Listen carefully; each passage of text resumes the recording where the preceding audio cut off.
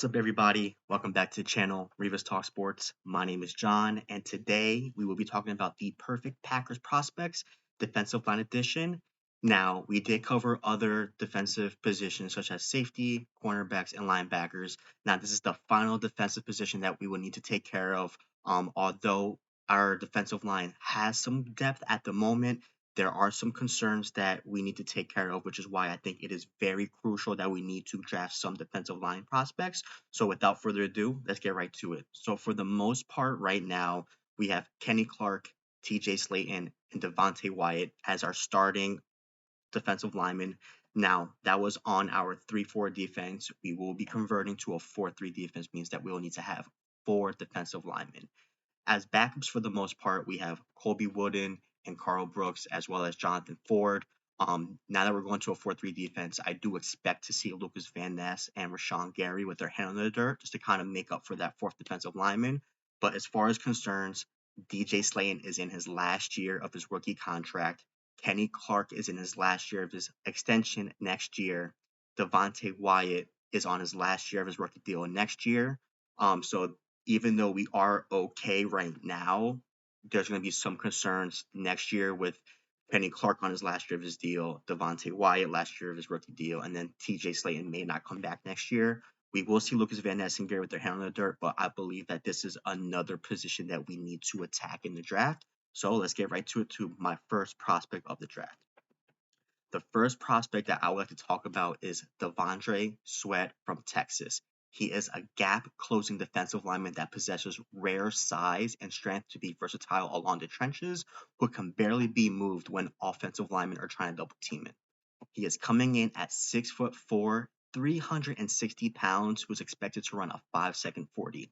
He is the third-rated defensive tackle in the draft after Johnny Newton and teammate Byron Murphy, who can easily creep himself into the late first round, depending on his combine results, and maybe if he can kind of shed 20 to 25 pounds, he could definitely creep in the late first round, depending on the team needs.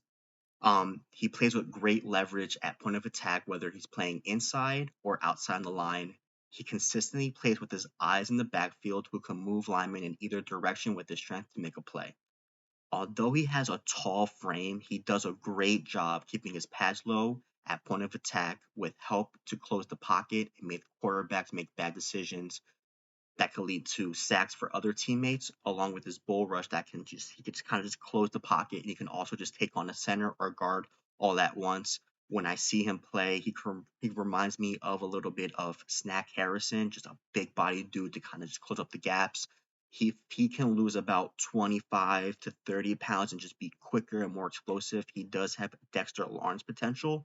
Dexter Lawrence is a monster of a man, and so is Devondre Sweat, where his nickname is the Cookie Monster. So he is a big dude that can definitely close the gaps and crush the pocket. His strength allows him to close pockets on run plays, which forces running backs to run out of his way or potentially run into their linemen before they reach the line of scrimmage. He has elite run stopping ability, in which he is also drawing comparisons to Jalen Carter, who was the first round pick for the Eagles last year. He's a mountain of a man, but he tends to lack acceleration off the line of scrimmage, and he can be delayed once the ball is snapped. His hands can be a bit late at point of attack, so if linemen could get their hands on him first, they can gain leverage and kind of make him be stuck in one position. So it's very important that he could just be quick with his hand and be explosive off the line of scrimmage. But I believe that's due to just him being such a heavy guy. He does have some raw skills in which there can be inconsistencies with his hand use, but just him being 360 pounds, he tends to run out of gas quickly. So as right now, he is more of a first and second down lineman. He doesn't provide any pass rush values on third down situations. So he will, struggle against teams that will run the ball consistently and kill the clock, and he'll get gassed out. He does have early second round value, but I believe that if he can lose 20 to 25 pounds, get down to 340 pounds, and add some pass rush abilities to his game, he can creep into the first round. But as of right now, he's just a run defender, first and down, gap closer. So I put him in my second round, and I believe that would be a great pit for us since we do struggle against the run consistently, and he'll be great. The second draft prospect that I would like to talk about is Kris Jenkins from Michigan. He is the son of All-Pro Kris Jenkins, who possesses elite traits as a run defender. He can play anywhere on the line and play a key role on the Michigan defense that led to an undefeated season that won the college football playoff. He comes in at 6'3", 290 pounds, and he's also expected to run a 5-second 40-yard dash. He is very tough against the run and very hard to push around just due to his solid stance and strength, which I believe he will be an instant contributor against teams that are trying to establish the run. He has serious pop and punch in his hands, who loves to attack offensive linemen, and he loves to get full extension to hold them up and analyze the backfield, which is very key as a lineman. I believe that if you have a powerful punch and just get your hands on offensive linemen, get full extension, and then read the backfield, that is great to see as he can just kind of push offensive linemen around and make a play on the ball. He is very versatile as a defensive lineman who has a similar game to Rashawn Gary, who also had his time at Michigan, in which they were both moved around the line to kind of expose weaknesses on the offensive lineman. So he does have some Rashawn Gary to his game, because Rashawn Gary was moved around a lot at Michigan. So he's someone that I can see that kind of has a little bit of Gary in his game. He does a good job evading blocks with a swim move, especially on slant rushes that can lead to offensive linemen holding onto him when panicking, or they can't recover when trying to block him as he gets that leverage. He is ranked number 6 on Bruce Feldman's list of freak college athletes who can post impressive weight room and athletic testing numbers. So if he does shoot up the boards on the combine, whether that's bench pressing, 40-yard dash, shuttle run, he does have impressive athleticism, so he can creep up boards and get drafted a lot higher than he can right now, just based off his freak college athlete ability. As of right now, he's more of a run defender. He does not offer much impact just yet as a pass rusher. So he does lack some pass rushing moves to get to the quarterback on passing downs. But I believe if Kris Jenkins comes to the Packers and just plays alongside of Lucas Van Ness and Rashawn Gary and Kenny Clark, I believe they will help him with some pass rush moves, which kind of enhance his ability to be an instant contributor as an everyday defensive lineman. He may be suited as a 3 tech and even front, but he does have a delayed get off the farther you're away from the bar. So I believe that Kris Jenkins is very fit to be lined up in front of either a center or a guard. The wider you send him out to be like a defensive end, he does have a delay off the line of scrimmage, so he will be a great fit just being right in the trenches. He is a very intriguing prospect for a team looking to beef up or add depth to a defensive line and have the proper coach to teach him pass rush moves, as for the most part, he is a one-dimensional guy with as a run defender. So we are looking to beef up our defensive line, add depth. We do have concerns with our linemen as of their contracts. So if we're looking to beef up our line and Kris Jenkins is right there, we should definitely pull the trigger and pick him up. So right now with his draft projections, he is a mid to late second round draft pick, but he does have insane athleticism. So if he does put up great combine results, we can see his name get called in the early second round. The third prospect that I'd like to also talk about is Brandon Dorlus from Oregon. He is a versatile defensive lineman who's a natural as a pass rusher and has some Kayvon Thibodeau-esque skill sets to his game, as they both were teammates at Oregon. He comes in at 6'3", 270 pounds with an expected 5-second 40-yard dash. He essentially played everywhere along the line where he was lined up head-to-head against the guards or out wide or as a stand-up pass rusher. So he does have some versatility to his game. So you can either put him in the gaps against guards, you can either have him with his hand in the dirt out wide, or have him as a stand-up rusher, just like Preston Smith. So he does have some versatility to his game, which is also great to see in a defensive lineman. He had 6.5 tackles for loss, 5 sacks, and an impressive 9 pass deflections as a defensive lineman in this past season. So he does a great job getting his hands up at the line of scrimmage when the quarterback is trying to pass the ball, which could definitely help them lose downs on the offensive side, and that'll definitely help our defense out as we are tend to, if we do get beat on defensive plays. His spin move is considered NFL ready and has great bend when rushing towards the quarterback. Whenever you see him play, he does have some Kayvon Thibodeau-esque skills to his game. So he either models his game after Thibodeau, or this is just straight good coaching at Oregon. So he does have some elite spin move, and he has a good bend when trying to rush the quarterback.